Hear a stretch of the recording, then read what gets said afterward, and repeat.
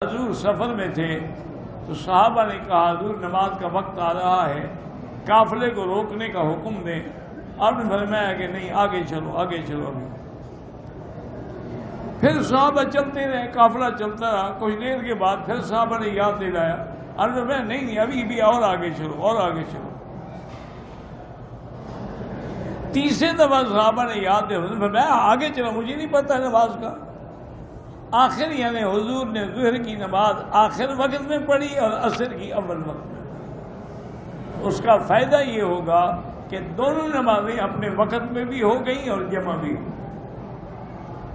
اور ویسے تو بہرحال جمع کے تمام ائمہ قائل ہیں، ہم بھی قائل ہیں، تمام ائمہ قائل ہیں، لیکن اس میں اشارہ بھی کچھ ایسا ملتا ہے کہ ظہر اور عصر کو تو آپ جمع کر سکتے ہیں، مغرب اور عشاء کو جمع کر، فجر اور ظہر کو جمع کیوں نہیں کرتے ہو؟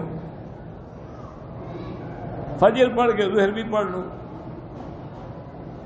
وجہ یہ ہے کہ ظہر عصر کا وقت ملتا ہے، مغرب عشاء کا ایک دوسرے سے وقت ملتا ہے، فجر کا وقت 8 گھنٹے کا فرق ہے، 6 گھنٹے کا فرق ہے۔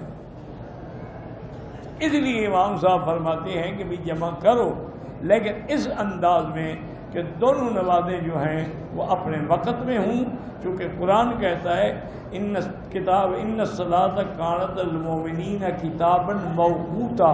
موقوتا توقید سے ہے، اور توقید کا معنی تعیین۔